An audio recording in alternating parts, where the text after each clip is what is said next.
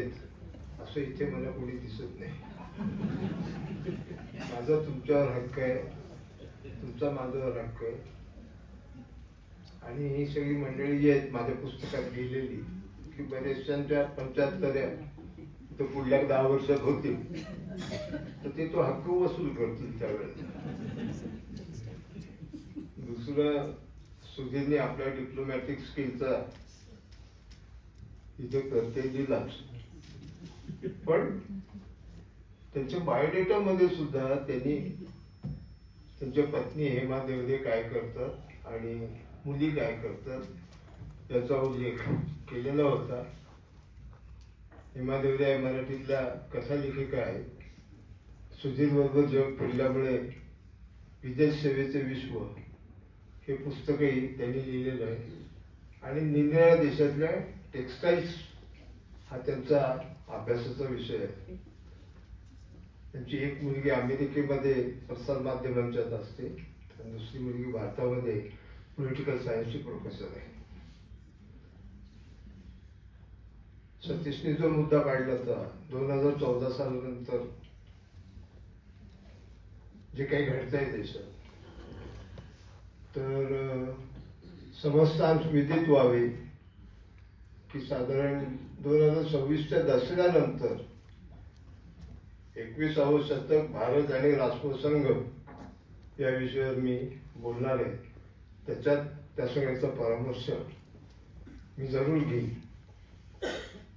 फक्त मला आता एवढंच म्हणायचंय की कदाचित आपण समाजातला एक गट ओव्हर रिॲक्ट होतोय की काय, असं दोन्ही बाजूनी. म्हणजे जे विशिष्ट हिंदुत्ववादी विचारसरणी घेऊन चालली आहेत तीही ओव्हर आहेत आणि त्याच्या प्रतिवाद करू पाहणारी ओव्हर आहेत. पण तो विषय त्यावेळेला आपण बोलू. आता काही आनंदाच्या घोषणा करतो की माझ्या 75चे पुण्यातले कार्यक्रम संपले. आमच्या कमिटीने आता निश्वास टाकायला हरकत नाही. गेल्या वर्षभरात 6 कार्यक्रम झाले, त्याच्यातले 5 पुण्यात झाले, 1 मुंबईला झाला. दुसरं, याच्यानंतर पुण्यामध्ये शक्यतो विनय हर्डीकर बद्दल कार्यक्रम होणार नाही. पण इतरांच्या कार्यक्रमाला जर कोणी बोलावलं विनयला व्यासपीठावर तर त्याला जावं लागेल, एवढा विनय त्याच्या अगदी आहे. पण तरी सुद्धा माझ्या मते एक कायम टर्ब्युलन्स असतो, अस्वस्थता असते. त्याच्यातनं कधी चांगल्या गोष्टी घडतात, कधी वाईट नाही परंतु इतरांना त्रास देणाऱ्या गोष्टी घडतात. चांगली घडलेली गोष्ट हे पुस्तक, त्याची निर्मिती हे आपल्या डोळ्यापुढे आहे. आमचे जे प्रायोजक, लेखक, समितीचे सदस्य, सहाय्यक सगळे आहेत, त्यांना भेट प्रति मिळण्याची व्यवस्था बाहेर आहे आणि विक्रीची व्यवस्था आहे. 600 रुपयाचं पुस्तक आज 400 रुपयाला मिळेल. दोन्ही टेबलावर गर्दी व्हावी अशी मी अपेक्षा व्यक्त करतो. पुस्तक अपूर्ण आहे असं मला स्वतःला वाटतं. म्हणजे आम्ही ज्या वेळेला यादी केली त्यावेळेला 30 क्षेत्र आणि 30 क्षेत्रामधले 30 लेख असं आम्ही ठरवलं होतं. पण तरी याच्यात 18-19 क्षेत्र कव्हर झालेली आहेत. जी कव्हर झाली नाही त्याचा उल्लेख पुस्तकाच्या ब्लॉगवर झालेला आहे, म्हणून तो आता इथे करत नाही. पण मला काही फारसं कळत नसताना एक ओळ लिहिली ती, विज्ञानावर भक्ती असूनही गंध मोहावी काव्याचा. ती ओळ या पुस्तकात खरी झालेली आहे. म्हणजे इंद्रजित भालेरावचाही लेख आहे आणि आमच्या ICT किंवा UDCTचे सध्याचे vice chancellor doctor Anirudh Pandit त्यांचाही लेख. पण एवढ्याने भागलेलं नाही. शास्त्रीय संगीतावर लेख आहे आणि आमच्या मोहन गुजरातींचा शेअर मार्केटवरती लेख आहे. हे कॉम्बिनेशन तर मी पैज मारतो, दुसऱ्या कुठल्याही पुस्तकात तुम्हाला दिसणार नाही. म्हणजे जास्तीत जास्त सामाजिक आयुष्याच्या बाजू कव्हर करण्याचा आम्ही प्रयत्न करतो. थोडं मोकळेपणाने बोलायचं झालं तर राजकारणामध्ये आमच्या पिढीची कामगिरी अतिशय लाजिरवाणी आहे आणि गेल्या 3 वर्षात जे महाराष्ट्रामध्ये चाललेलं आहे ते तर म्हणजे जितका धिक्कार करावा तितकं थोडं. त्यामुळे गेल्या वर्षी ज्या विधानसभा निवडणुका झाल्या आम्ही ठरवलं या क्षेत्रातला कोणाचा लेख मागायचाच नाही. त्याच्यानंतर मला काही वेळा असं वाटतं की राजकारण, न्यायव्यवस्था, प्रसार माध्यम, कायदा आणि सुव्यवस्था म्हणजे पोलीस आणि कोर्ट या सगळ्यांची मिळून एक काहीतरी लॅबिरिन्थ आपल्या देशामध्ये तयार होतीये. आणि एकीकडे सगळी माणसं निरनिराळ्या क्षेत्रामध्ये त्यांच्याकडे विद्वत्ता आहे, त्यांच्याकडे अभ्यास आहे, त्यांच्याकडे कर्तृत्व आहे, पण संबंध सिस्टीमचा गळा या 5-6 लोकांनी 5-6 क्षेत्रांनी धरून ठेवलेला आहे. ऍडमिनिस्ट्रेशन हेही त्याच्यातच आलं. याचा जरा गंभीरपणे विचार केला पाहिजे. म्हणजे दिस इज नॉट बाय ओमिशन, काही जी क्षेत्र याच्यात आली नाही, पण खरंच आम्हाला कोणीही निर्विवाद नाव सापडेना की ज्या माणसाला सांगावं तुझ्या अनुभवाच्या बद्दल लिही म्हणून. एखादा अपवाद असेलही तो आमच्यापर्यंत आला नाही. मला आता तरी या क्षणी तरी या सभागृहात सगळं पुस्तक फ्रॉम स्टार्ट टू फिनिश वाचलेला मी आणि नरेंद्र दायगुडे एवढे आम्ही दोघंच आहोत. कारण त्यांनी फायनल प्रूफ करेक्शन केल्या आणि त्या प्रूफ करेक्शन मी करून दिलेल्या होत्या. पण एक डिस्क्लेमर मी इथे देतो. पुस्तकाच्या 452व्या पानावर सगळ्यांचे ईमेल दिलेले. आपण पुण्यामध्ये पुस्तक प्रकाशित करतोय, त्यामुळे प्रत्येक लेखाबद्दल कोणाचे तरी मतभेद असणार, तर त्यांनी ते डायरेक्ट लेखकाला ईमेलवर पाठवावे, आम्हाला मध्ये घेऊ नये. आधी कॉपी टू म्हणून सुद्धा घ्यायची गरज नाही, कारण ही सगळी मोठ बांधताच एवढे बौद्धिक श्रम झालेले काही बोलायची सोय नाही. मला आठवतंय विशेषतः संगीतावरचे वगैरे लेख वाचताना बसवेगरचे लागल उडाले. तिथं science, technology, share market, manufacturing याच्यावरचे एक लेख झाला की मला एक अर्धा तास तरी शांत बसावं असं वाटायचं. त्यामुळे हा जो त्याच्यातल्या मतभेदांचा, मतमतांतरांचा प्रश्न आहे तो डायरेक्ट त्याच्यातले एक्सपर्ट आणि आमचे लेखक यांच्यामध्ये व्हावा. त्या सामन्यामध्ये आम्ही प्रेक्षक म्हणून सुद्धा या क्षणी तरी नाही उपस्थित राहू इच्छित, कारण इतकी बौद्धिक दमणूक याच्यामुळे झालेली.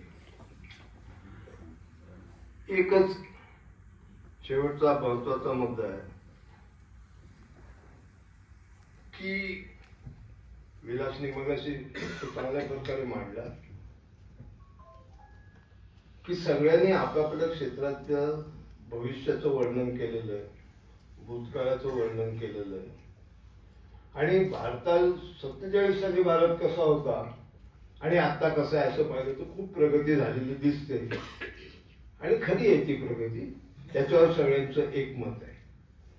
ही प्रगती भारतामध्ये बुद्धिमत्ता आणि कर्तव्यवादी यांची कमतरता नव्हती म्हणून झाली. ज्ञानप्रबोधींचा तरी तोच विचार होता की आम्ही मुलं निवडून घेऊ आणि ती देशाच्या विविध प्रश्नांच्यावर काम करतील, तिथे नेतृत्व करतील.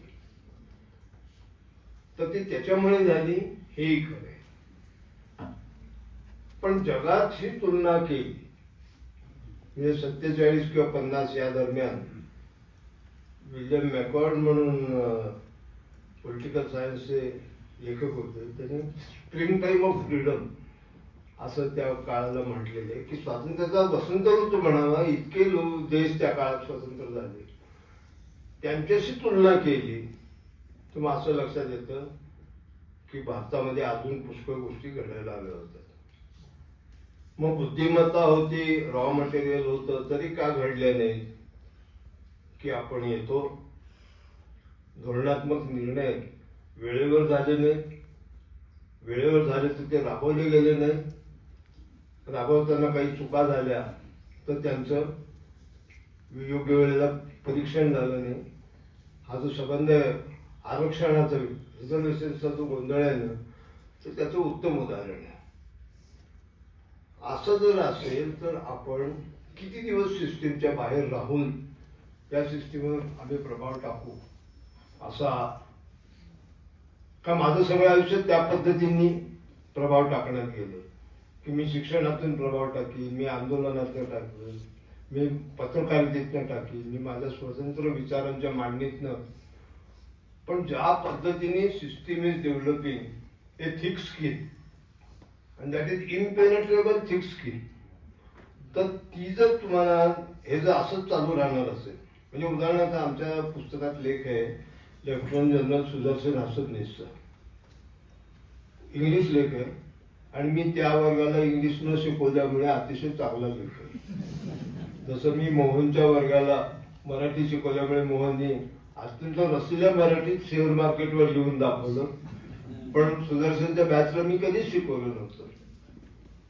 त्यांनी जे त्या लेखात लिहिलंय ना ते नंतर गेल्या महिन्यात एअर चीफ मार्शलचा जो इंटरव्ह्यू होता त्याच्यामध्ये सगळे तेच मुद्दे होते. आणि मला खरोखर आश्चर्य वाटलं की माझ्या एका तरुण मित्राने परिस्थितीचं इतकं अचूक निदान करावं की जे एअर चीफ मार्शल स्पष्ट बोलून दाखवते की धोरण दिरंगाई, पॉलिसी पॅरालिसिस आणि पॉलिसी डिले हे या देशापुढचे सगळ्यात मोठे इंटरनल प्रश्न आहेत, ज्याच्यावर तुम्हाला राजकीय उत्तर शोधावं लागेल, योग्य माणसं निवडून जातील अशी व्यवस्था करावी लागेल.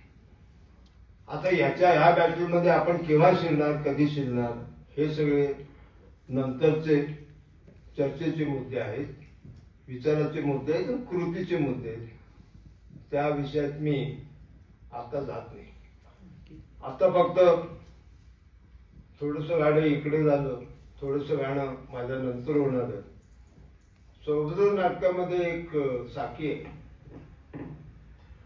रचला ज्याचा पाया त्याची बरी उभारणी झाली, विघ्ना वाचून जुळले सर्वही मोठी चिंता सरली, नाही भय उरले बहुधा तडीस सर्वही गेले.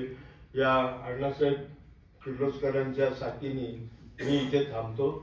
माझ्यानंतर समीर दुबळे जो माझ्या आयुष्यात